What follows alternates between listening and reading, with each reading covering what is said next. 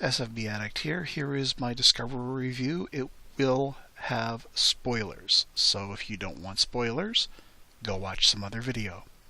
This will also have no scenes or pictures from the show because I don't want it to be struck down for copyright. This is not going to be a flattering review.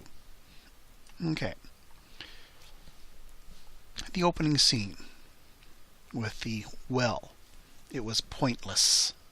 It has nothing to do with the rest of the episode. It's just there to have a starting point. But it's not even done well. The resolution of the well scene with their walking in a shape of the comm badge is utterly stupid. If a starship can't detect them optically from orbit, it's not going to be able to see such a small shape through clouds and dust. The jetpack scene. Well, they wanted to tie this into the original Star Trek I movie with Spock and his jetpack. But again, this was incredibly stupid. The writers of the show obviously have never heard of micrometeorites. The asteroids that the suit is flying through would be far too dangerous for such an excursion. They have things called probes on starships that they could have sent. They even have worker bees, which they could have sent.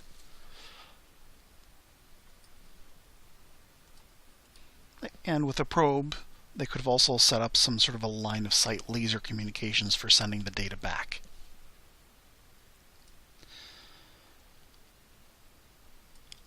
Now, the Klingons speaking Klingon with subtitles when no humans are present is utterly stupid. I'm going to be using that word stupid a lot. Generally, in most science fiction shows, or even any kind of show where there's multiple languages spoken, when there is no English-only speaking character present in the scene, when two characters are speaking in a foreign language, it's usually done in English because it's an English audience. It's only when an English character is on the screen when they switch to actually hearing and speaking that foreign language with subtitles. Michael, the first officer, is human, but survived a Klingon terror raid as a kid 20 or so years ago. But the Federation haven't had any interactions with the Klingons for 100 years. They can't even maintain consistency within one episode on what appears to be a key point. The look of the Klingon ships just seems to be change for change's sake and is utterly without reason. There's no reason for any of it at all. The look of the Klingons themselves, if it was just one small sect, I could understand it. But apparently this new Klingon look is not just this one small sect, it is all Klingons look this way. And I hate the look. Okay, if it's some sort of mutation of the some sort of change or mutation of the genetic enhanced Klingons that occurred in the Enterprise series, okay, I could buy that, but they should have mentioned it.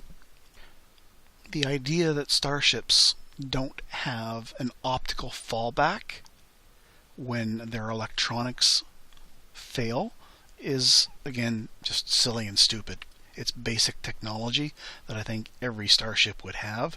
Having to rely on a toy telescope is, again, just plain stupid. The Sarek mental transmission, again, was pointless and stupid. There was no reason the character at this point needed the contact or appearance of Sarek, and the sheer distance of it is moronic beyond belief. The way that they've presented these first 2 episodes is just bad choice. They should have opened with episode 3 and slowly revealed these first 2 episodes as some sort of prolonged flashbacks of Michael's past. It would have created an artificial sense of mystery as to how or why this character has been put in prison.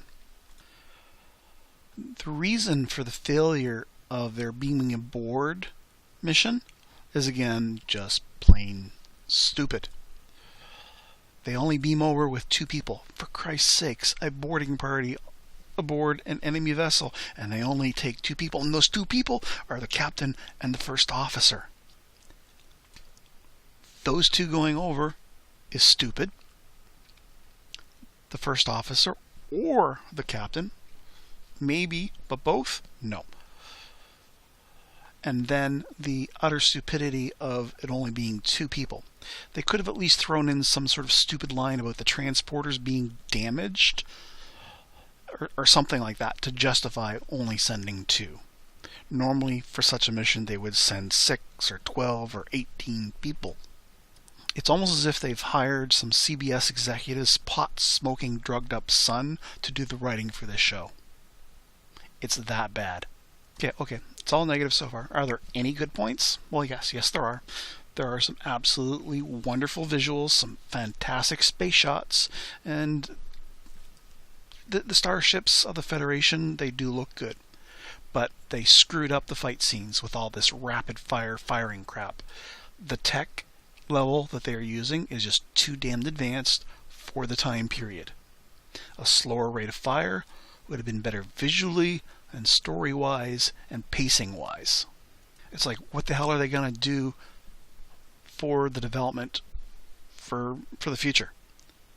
This is supposed to be before the original series, and they've already got technology that far exceeds the original series. As a standalone movie, these first 2 episodes, they're on par with any of the other movies that have been made, except for maybe Star Trek 2 and Star Trek 6. So it's not complete crap. The sets are absolutely wonderful. The costumes are fantastic. Even the Klingon ones, even though I hate the look, they are done very, very well, as are the alien makeup effects, and they do indeed show you more than one alien and as a member of the crew, so it's not just one alien with the forehead of the week kind of thing and everybody else is a human. They have done aliens as parts of the crew, and they do show them to you. And there's a point where Michael and Saris, they have an interplay, sort of pushing each other out of the way of the science console. It was friendly, it was fun, almost intimate, kind of hinting that maybe there's a relationship between these 2, but again, it's just unprofessional behavior for going on the bridge. Now, of course, they've been soaring together supposedly for 7 years on this starship, so things may have relaxed over that time, but still, it's rather unprofessional to be doing that sort of thing. Now, all that said, it is so far better than the first season of Enterprise. It has been done better than Enterprise's first season. It hasn't been done better yet than the last season of Enterprise. And frankly, it looks like they're just doing things, changing things for no good reason whatsoever, and they're just going to be pissing off the established fans for no good reason whatsoever for what appears to be fairly poorly done product. They've got Klingons with cloak, for crying out loud. Not Romulans, but Klingons. And it's Klingons, 60, 70, 80 years before the original series? It's bad enough that Enterprise gave the Romulans cloaking devices, but now they're also giving them to Klingons in this series. Bad timeline inconsistencies. Just bad. So, did they succeed so far with these first 2 episodes? My opinion, no. This is not the prime timeline. CBS and Paramount, Viacom, they're lying to the fans again. This is indeed another bloody reboot. Is there quality in the show? Yes. Yes, there is quality in the show. It's in the visuals. It's in the set design. It's in the costumes. But as of yet, it sure as hell is not in the writing, the plot points, the logical consistency, or even smart writing. Seriously, you're going to beam aboard a Klingon ship and you're only taking 2 people. Just 2. Not 12. Heavily armed. Not a strike team. Not a prime team. Not a complete security detail. Just 2 people. And again, they seem to be making the horrific mistake of having all battles be you line your ships up, I line my ships up within the square framing of a television screen, and they shoot at each other. They don't appear to have any tactical competence whatsoever. No tactics, no strategy, no coordination whatsoever. Just everybody fires at everybody, and it's piss poor. Even 1990s DS9 and 1990s Babylon 5 had much better competency in putting together a battle scene. Will I continue to watch it? Yeah, in the vain hope that it gets better, but more than likely my guess is this will end up being cancelled. And frankly, in the end, they probably should have gone with hiring the Axanar crew to do Axanar as a Trek TV series.